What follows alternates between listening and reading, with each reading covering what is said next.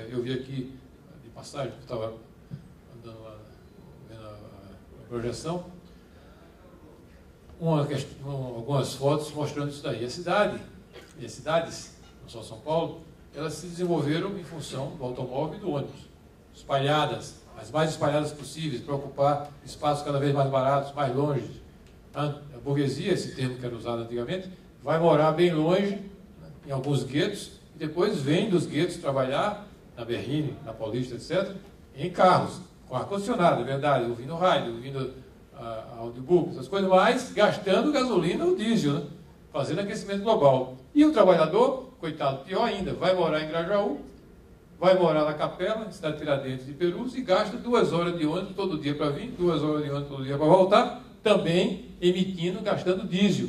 Apertado, é claro, sem ar-condicionado, mas também gastando diesel. Esse é o modelo, não só de São Paulo. Se for viajar pelo Brasil e nas outras grandes metrópoles, é esse o modelo. Guetos espalhados, cidade espalhada, pressão sobre as áreas de APP, pressão sobre as áreas de mananciais, ocupação em áreas de risco, em áreas de mananciais.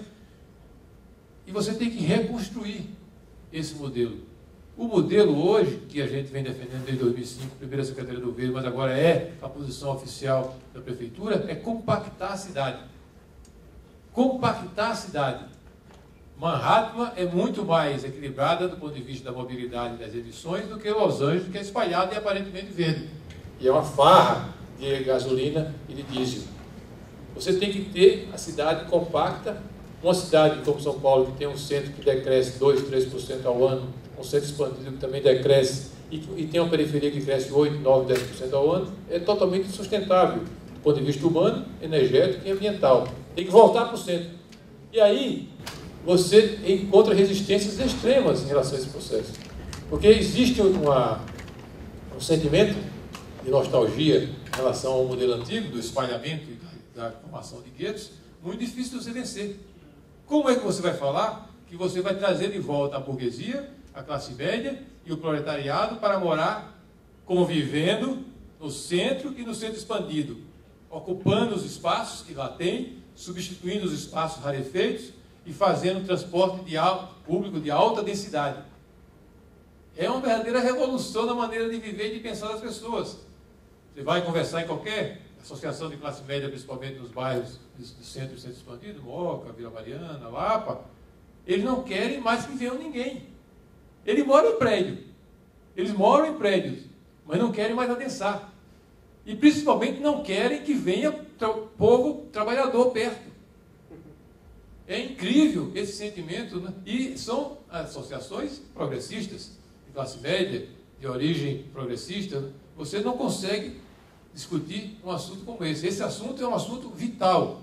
Tem que parar de crescer nas áreas de mananciais, de área da APP, como Parelheiros, como Guarapiranga, como Bíblios, como Cantareira, e voltar para dentro da cidade. E, mas é possível que você conviva nesses espaços? Claro. Você hoje tem engenharia e arquitetura bastante avançada, e São Paulo, essas escolas de engenharia e de arquitetura, gosto de dizer que são as melhores da América do Sul, etc, etc.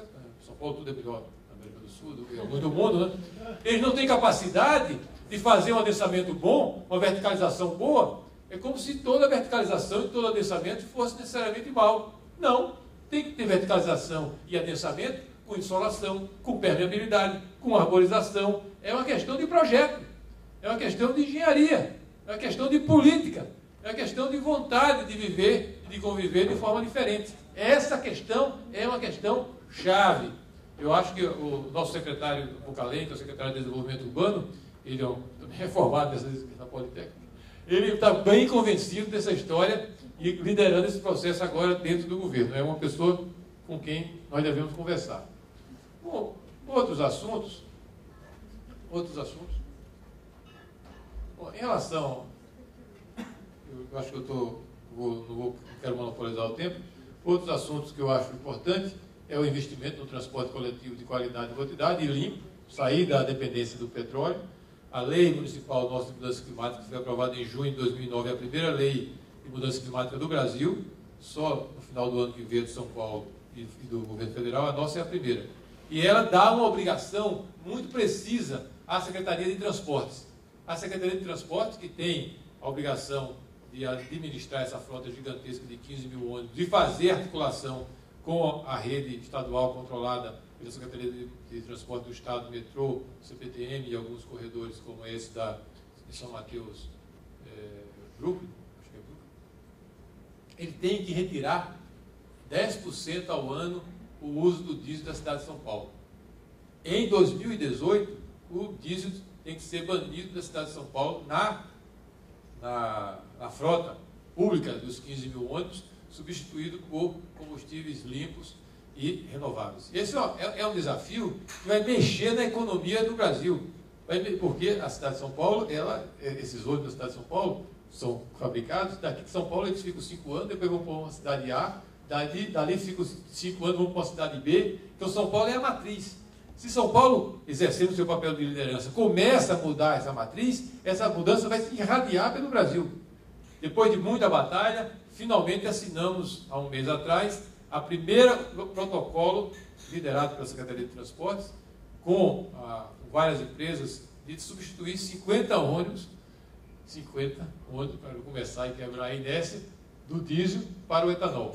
Coisa que é paradoxal. O Brasil tem uma frota flex que é muito bacana, é uma iniciativa muito boa, que compartilha a gasolina com etanol e com isso alivia a pressão sobre o aquecimento global, mas nunca pensou em fazer a mesma coisa no transporte público. Por quê? É muito sintomático, né? Uma focalização e a capacidade de engenharia nossa, focada para o transporte individual, e o transporte público, diesel de péssima qualidade, que é o diesel que a Petrobras nos oferece, prejudicando corações e pulmões e prejudicando a saúde do planeta. Então, começamos agora com 50 ônibus, foi assinado o protocolo, eles devem entregar 50 ônibus. A primeira empresa que se dispôs a participar, o secretário garimpou como aquele filósofo com a luz entre as várias empresas, e achou uma empresa que aceitou comprar 50 ônibus e deve colocar para rodar em abril e maio do ano que vem. Vão ser fabricados e vão rodar. Veja, isso aí é uma coisa muito importante para você substituir esse processo de emissões pelo diesel. A outra iniciativa importante é essa daqui.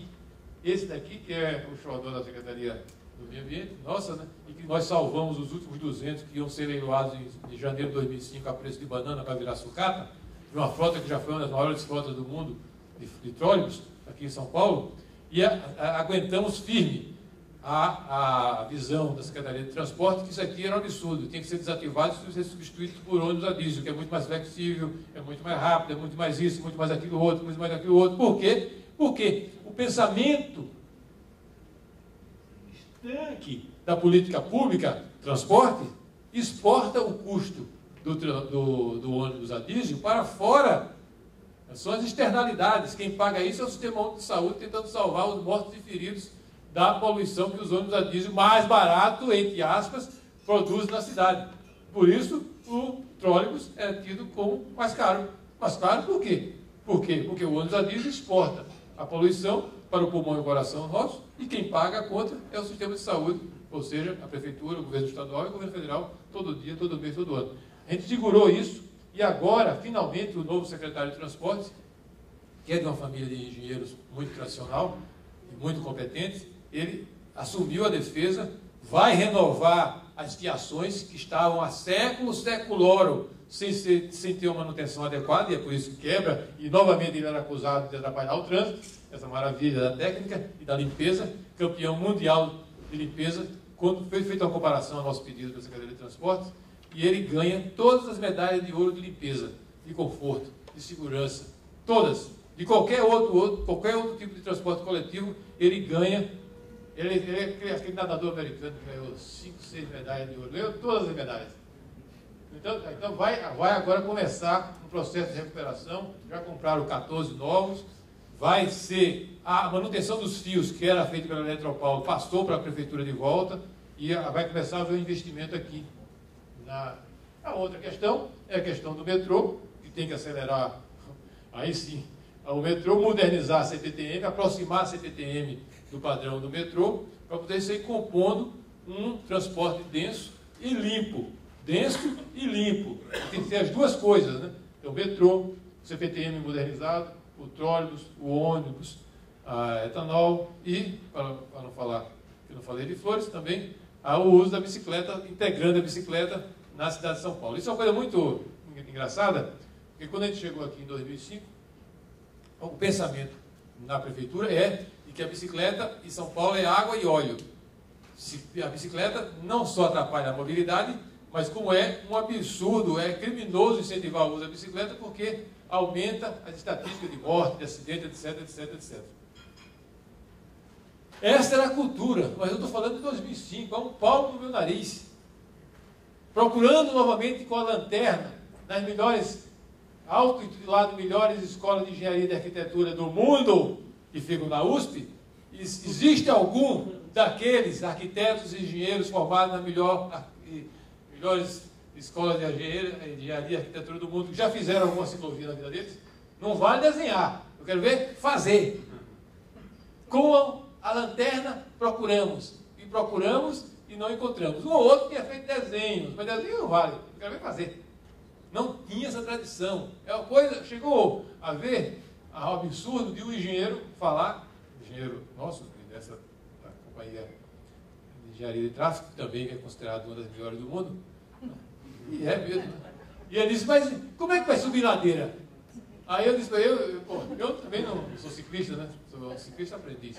Mas eu disse, mas até eu sei que agora tem marcha, dá para andar de bicicleta, até em Salvador dá para andar de bicicleta.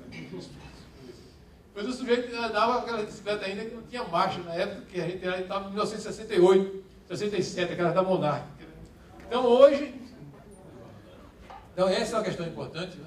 Que há um esforço, pouca coisa ainda foi feita, mas do mesmo jeito que o etanol, o importante é quebrar a inércia.